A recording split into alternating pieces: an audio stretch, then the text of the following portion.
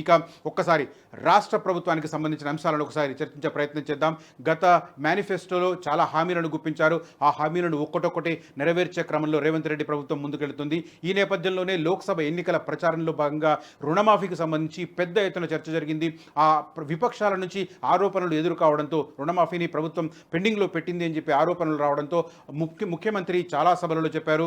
అదే రకంగా దేవుళ్ల మీద ప్రమాణాలు చేశారు.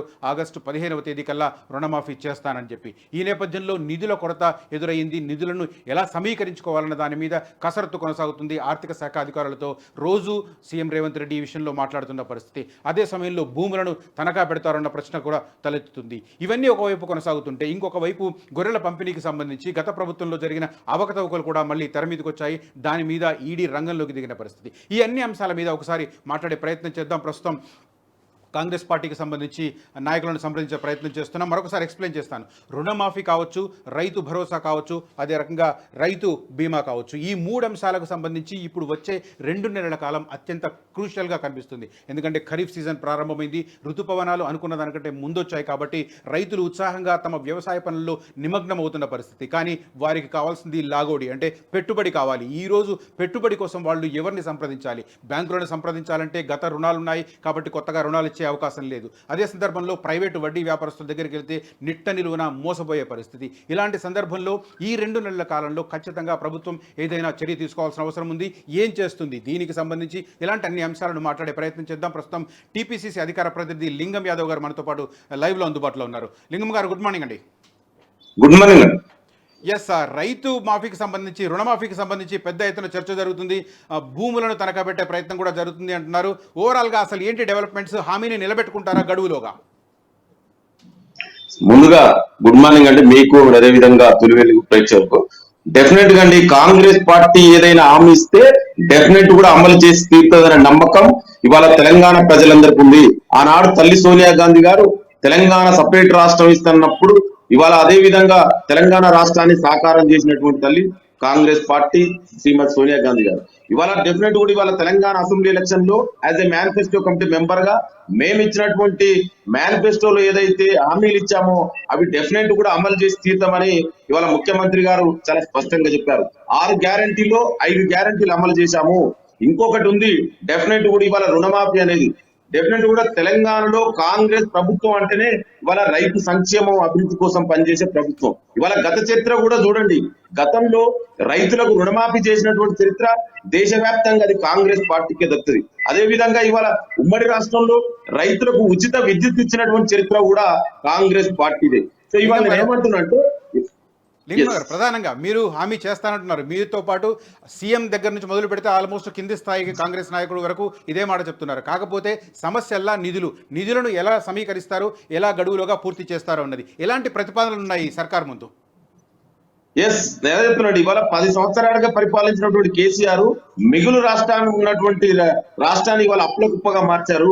ఇవాళ తెలంగాణలో పుట్టబోయే ప్రతి బిడ్డపై కూడా ఇవాళ ₹1,00,000 పైగా అప్పేసినటువంటి చరిత్ర గత పాలకులు కేసీఆర్ గారిది. అందుకే ఇవాళ ఎందుకంటే రైతు అనేది ఇవాళ ఈ దేశానికి అన్నం పెట్టే రైతుని ఈ కాంగ్రెస్ ప్రజా ప్రభుత్వంలో మొదటి ప్రాధాన్యత. అందుకే రైతులకు ఎక్కడ కూడా అన్యాయం జరగొద్దు అనేదే ఇవాళ ముఖ్యమంత్రి రేవంత్ రెడ్డి గారి ఆధ్వర్యంలో ఈ ప్రభుత్వం పనిచేస్తుంది. ఇవాళ మీరు చూడండి, మొన్ననే ఇవాళ గతంలో కల్లాలలో ఎన్ని రోజులు ఉండేదండి?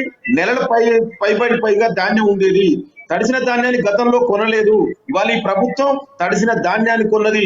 ఇవాళ అకౌంట్ లో కూడా గతంలో 3 నెలల పైగా ఇవాళ రైతుల అకౌంట్ లో ఆ డబ్బు రాకపోయేది. ఇవాళ ఒక 2-3 రోజుల్లోనే ఇవాళ రైతుల అకౌంట్ లో అమౌంట్ వస్తుంది. ఇవాళ మేము మొన్ననే రైతు భరోసా అందరికి ఇచ్చాము.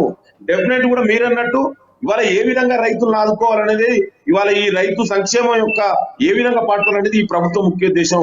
అందుకే ఈ ప్రభుత్వం ఒక కార్పొరేషన్ ఏర్పాటు చేసి, ఒక కార్పొరేషన్ ద్వారా ఇవాళ బ్యాంకులకు ప్రభుత్వం షూరిటీ ఇచ్చి డెఫినెట్ కూడా రైతు రుణమాఫీ అనేది ఇవాళ ముఖ్యమంత్రి గారు చెప్పినట్టు ఆగస్టు లోపు జరుగుతుంది. అందులో ఎవరికి ఏ అనుమాన అవసరం లేదు. అయితే నేను ఏమంటున్నా అంటే, ఎస్, కండిషన్స్ అప్లై అంటున్నారంట, అంటే కుదించే ప్రయత్నమా లబ్ధిదారులను? నేనే మనం ఒకటి అర్థం చేసుకోవాలండి, మీరు కూడా సీరియస్ జర్నలిస్ట్. గతంలో తెలంగాణలో ఏ విధంగా జరిగిందో మన అందరికి తెలుసు. చెట్లకు, పుట్టలకు, రాళ్ళు, రప్పలకు 100 ఎకరాలు ఉన్న వ్యక్తులకు అదే రైతు బంధు వచ్చింది మనం చూసాము. ఇంకొక ఉదాహరణ కూడా చెప్తా, నేషనల్ హైవే కూడా రైతు బంధు ఇచ్చినటువంటి దుర్మార్గులు గత పాలకులు ఇవాళ ఆ విధంగా చేయమంటారు. ఒక స్ట్రీమ్ లైన్ చేస్తున్నామండి. ఇవాళ ఎవరి పడితే వాళ్ళకు ఆ విధంగా కాదు కదా, ఒక స్ట్రీమ్ లైన్ చేసుకుంటా నిజమైన అర్హులైన రైతులకు ఇస్తాం. మేము ఒకటే చెప్తున్నాం, రైతుకు కాంగ్రెస్ ప్రజా ప్రభుత్వంలో ఎక్కడ అన్యాయం జరగదు. ఈ విషయంలో ఎవరు కూడా ఏ సందేహాలు అవసరం లేదు. అయితే నేనేమంటే రియల్ ఎస్టేట్ బ్రోకర్లకు, చెట్లు పుట్టలకు, అట్లాంటి వ్యక్తులకు కాదు అనేది మా దానికి ఒక స్ట్రీమ్ లైన్ చేస్తున్నాం. అది వద్దంటారా? దాన్ని కూడా రాజకీయం చేస్తే ఎట్లండి? అది కాదు కదా, అర్హులైన రైతులకు రావాలి, భూమిని నమ్ముకుని దుక్కు దున్నే రైతుకు న్యాయం జరగాలి. దాంట్లో తప్పే ఉందండి. రైట్. ఇంకొకటి ప్రధానంగా కాంగ్రెస్ పార్టీ క్లెయిమ్ చేసుకుంటుంది 5 హామీలను నిలబెట్టుకున్నాం, 5 గ్యారంటీలను నిలబెట్టుకున్నామని చెప్తుంది. కానీ ప్రధానంగా మహాలక్ష్మి పథకంలో భాగంగా ప్రతి మహిళకు 2,500 రూపాయలు ఆర్థిక సహాయం చేస్తామన్నారు. ఈ 6 నెలల కాలంలో అది జరగలేదని ఇవాళ దినపత్రికల్లో మనకు కనిపిస్తున్నాయి. మీకు నేను చూపిస్తాను. ప్రధానంగా మహిళకు 2,500 ఎప్పుడు? ఈ ప్రశ్నకు మీరేం సమాధానం చెప్తారు?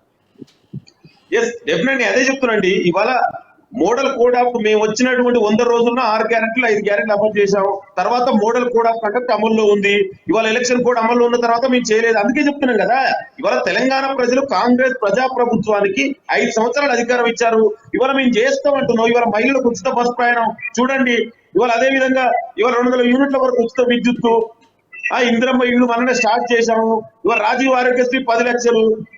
ఇవి కదా మీరు 10 ఏళ్ళుగా చెల్లింది. మీకు మేము 100 రోజుల్లో ఎట్లా చేస్తామండి? మీరు చేస్తామంటున్నాం కదా. మీరు ఇప్పుడు ప్రభుత్వం వచ్చి మీరు కనీసం సమయం కూడా ఇవ్వకుండా మీరు అప్పుడే అమలు చేయట్లేదు. ఇవాళ కొంతమంది ఉచిత బస్ ప్రయాణం మీద కూడా విమర్శలు. నేను అదే చెప్తున్నా, మీకు దమ్ముంటే మా బస్సులలో తిరగండి, మహిళలు అడగండి. ఇవాళ మహిళలు ఆనందంగా ఉన్నారండి. ఇవాళ వాళ్ళు గతంలో గ్యాస్ ఎంతకు వచ్చేదండి, ఇవాళ 500 రూపాయలకి గ్యాస్. మీరు ఆ విధంగా ఇప్పుడు మహిళలు స్వయం సమృద్ధి, వాళ్ళకు ఆర్థిక స్వాలంబన, మహిళలకు ఆ విధంగా డెవలప్ అవుతుంటే దాని మీద కూడా రాజకీయం, దాని ఆటో వాళ్ళని ఎగదోసి ఆటో వాళ్ళకు కూడా ఈ ప్రభుత్వం ఆదుకుంటే చాలా స్పష్టంగా చెప్పింది. అయినా కూడా దాని పేరు మీద ఒక రాజకీయం. అంటే ఇవాళ తెలంగాణలో నేను ఏమంటున్నానంటే, మీరు 10 ఏళ్ళుగా ఏం చేసిరో చర్చ పెడతామా? మేము వచ్చిన మా 100 రోజుల పాలనకు ఇవాళ 3 నెలల పైగా దాదాపు కోడ్ అమల్లో ఉంది.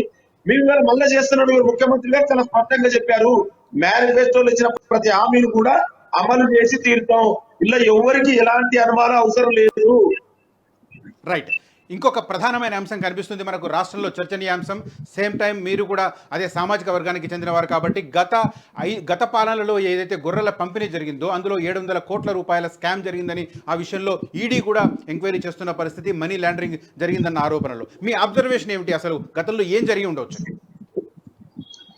ఎస్ అండి, గొల్ల కుర్మల నుంచి అమాయకులైన గొర్రె కుర్మల నుంచి ఇవాళ డబ్బులు వసూలు చేసి ఇవాళ 20 గొర్రెలు ఒక పొట్టేలు ఇస్తామని చెప్పేసి దాని పేరు మీద రీసైక్లింగ్ దందా చేసి ఇవాళ దాదాపు 700 కోట్ల రూపాయలు ఇవాళ అక్రమాలు జరిగినాయి. స్వయంగా ఇవాళ ఈడీ కూడా నోటీస్ ఇచ్చింది. ఇవాళ దీనికి బాధ్యులైన వ్యక్తులు డెఫినెట్ కూడా ఆనాడు ఉన్నటువంటి ముఖ్యమంత్రి ప్రోత్సాహంతో, అయ్యర్ ప్రోత్సాహంతో ఎవరు కూడా ఈ అక్రమాలు జరగవి. ఇవాళ దాదాపు వాళ్ళు డబ్బులు కట్టి వెయిట్ చేస్తుంటే కూడా ఇవాళ ఇట్లాంటి దుర్మార్గులైనటువంటి వాళ్ళ చెట్లు పుట్టలు నమ్ముకునే బతికే గొల్ల కుర్మల నుంచి ఇవాళ ఈ విధంగా డబ్బులు వసూలు చేసి ఇవాళ దాంట్లో కూడా అక్రమాలు చేసినట్టే ఇక మనం అర్థం చేసుకోవచ్చు. నీకు ఒక చిన్న ఉదాహరణ చెప్తా. అంటే కేసీఆర్ 10 ఏళ్ల పాలన ఏ విధంగా జరిగిందో, ఒక 2 వీలర్ మీద ఎక్కడైనా ప్రపంచంలో ఒక 2 వీలర్ మీద ఎట్ ఏ టైమ్ లా 20 గొర్రెలు ఒక పొట్టేలు అంటే ఒక యూనిట్ ని ట్రాన్స్పోర్ట్ చేసిన చరిత్ర మన కేసీఆర్ కే దక్కుతుంది. అంటే ఎంత దుర్మార్గంగా అవినీతి అక్రమాలకు పాల్పడిరు అనేది ఇది ఒక మత్స్యం తునకనే. ఇంకొక చిన్న ఉదాహరణ కూడా చెప్తా. వాళ్ళ రైతు బంధు హైదరాబాద్ లో ఎన్ని ఎకరాలలో వ్యవసాయం జరుగుతుందండి? ఎంతమంది హైదరాబాద్ జిల్లాలో ఎంతమంది రైతులు ఉన్నారండి? హైదరాబాద్ బ్యాంకుల నుంచి 1,540 కోట్ల రూపాయల రుణం తీసుకురండి రైతులు. మరి హైదరాబాద్ లో వ్యవసాయం చేసే రైతులు ఎక్కడ? హైదరాబాద్ లో ఎన్ని ఎకరాల పంట వస్తుంది? అంటే ఈ విధంగా కేసీఆర్ 10 సంవత్సరాల పరిపాలన ఉంది అనేది మనం అర్థం చేసుకోవచ్చు, ఏ విధంగా జరిగింది అక్రమాలు అవినీతికి. సో డెఫినెట్ కూడా ఇవాళ గొల్ల కుర్మలకు అన్యాయం చేసినటువంటి కేసీఆర్ డెఫినెట్ కూడా శ్రీకృష్ణ జన్మస్థానమైనటువంటి జైలుకు పోక తప్పదు తొందరలోనే. ఎందుకంటే అమాయకులైన పొట్టగొట్టిందండి ఇవాళ గొర్రెలు ఇస్తున్నాడు. అంటే ఒక చదువుకున్న లింగం గారు ప్రధానంగా ఒకటి ఇప్పుడు ఖచ్చితంగా శిక్ష పడుతుంది అక్రమార్కులకని మీరు చెప్తున్నారు, కానీ ఈడీ రంగంలోకి దిగి ఎంక్వైరీ చేస్తుంటేనే ఎనిమల్ హస్బెండరీ ఆఫీసర్స్ ఓఎస్డీగా ఉన్నవాళ్ళు వాళ్ళు సహకరించడం లేదు అని చెప్తున్నారు. అంటే వాళ్ళంతా రాష్ట్ర ప్రభుత్వం పరిధిలో ఉన్నవాళ్ళు. ఒకవేళ అక్రమార్కులకు శిక్ష పడాలంటే అధికారులు విచారణకు సహకరించాలి కదా, ఎందుకు జరగట్లేదు అది? నేను అదే చెప్తున్నాండి, వీళ్ళంతా కూడా గత ప్రభుత్వంలో పనిచేసిన వ్యక్తులు. ఇవాళ వాళ్ళ అవినీతి బయటకు వస్తుంది, ఎందుకంటే వాళ్ళ నాయకుడు కదా. వీళ్ళ అందరికీ నాయకుడు ఎవరు? గతంలో కేసీఆర్ గారు, ఆ రోజు ఉన్నటువంటి మంత్రి గారు. సో డెఫినెట్ కూడా వాళ్ళ అక్రమాలు బయటకు వస్తున్నాయని ఈ విధంగా అయినా కూడా ఇవాళ డెఫినెట్ కూడా చట్టం అండి, ఇది ఎవరిని వదిలిపెట్టదు. ఈ ప్రజా ప్రభుత్వంలో మేము మా మేనిఫెస్టోలో పెట్టినాం, కేసీఆర్ 10 ఏళ్ల పాలనపై అవినీతి అక్రమాలపై జ్యుడిషియల్ ఎంక్వైరీ చేస్తున్నాం. ఇవాళ కాళేశ్వరంలో జ్యుడిషియల్ ఎంక్వైరీ జరుగుతుంది. నిన్న విద్యుత్ కుంభకోణం మీద జస్టిస్ నరసింహారెడ్డి ఆధ్వర్యంలో కమిషన్ ఏర్పాటు జరిగింది. ఇవాళ ఇది గొర్రెలకు స్కామ్. డెఫినెట్ కూడా అవినీతి పనులు అందరూ కూడా ఒక్కొక్క చిట్టా బయటకు వస్తుంది. నేను ఇదే కాదండి, అదే చెప్తున్నా. ఇవాళ చేపల కుంభకోణం కూడా జరిగింది. ముదిరాజు పిల్లల్ని, గంగపుత్రులు ముదిరాజు బిడ్డల్ని కూడా అన్యాయం చేసి దాని పేరు అంటే కేసీఆర్ 10 ఏళ్ల పరిపాలనలో కాదేదు అని అవినీతికి అన్నట్టు ఏది చూసినా కూడా ఏ డిపార్ట్మెంట్ కూడా, ఇంకా మనం చాలా డిపార్ట్మెంట్ బయటకు వచ్చాయి. తొందరలోనే దాంట్లో కూడా కేసీఆర్ అవినీతి ఒక్కొక్కటిగా బయటకు వస్తుంది. అంటే ఎంత ఒక ల్యాండ్ మాఫియా, లిక్కర్ మాఫియా, విద్యుత్ కుంభకోణం, గొర్రెల కుంభకోణం, ఫోన్ ట్యాపింగ్, చేపల స్కాము, కాళేశ్వరం అవినీతి. అంటే ఏదో పాముల ఏదో పుట్టలకెంచి చీమలు పాములు బయటకు వచ్చినట్టు కేసీఆర్ 10 ఏళ్ల పాలనంతా అవినీతిమయము. డెఫినెట్ కూడా ఈ ప్రజా ప్రభుత్వం ఎవరైతే అవినీతికి పాల్పడిరో గతంలో వాళ్ళందరినీ కూడా చట్ట ప్రకారం, న్యాయ ప్రకారం శిక్షిస్తుంది. దీంట్లో ఎలాంటి అనుమానాలు అవసరం లేదు.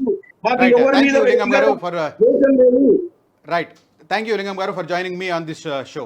రైట్, ఓవరాల్గా చూస్తుంటే పరిణామాలు తీవ్రంగా వెళుతున్న పరిస్థితి కనిపిస్తుంది. ఒకవైపు ప్రభుత్వం వైపు ఇబ్బందులు ఉన్నా కూడా గత పాలకులకు సంబంధించిన అక్రమాలను కూడా వెలుగుదీసే ప్రయత్నం చేస్తున్నారు. వీటిని అధిగమిస్తూనే నిధుల సమీకరణకు సంబంధించిన ప్రయత్నాలను కొనసాగిస్తూనే గ్యారంటీలను ఫుల్ఫిల్ చేసుకోవడానికి ఒక మార్గాన్ని కొనసాగిస్తూనే ఇంకోవైపు గత అక్రమాలను కూడా తవ్వుతామని చెబుతున్న పరిస్థితి కనిపిస్తుంది. అసలైన తొలి వెలుగు. ఫాలో వాట్సాప్ @తొలి వెలుగు అఫీషియల్.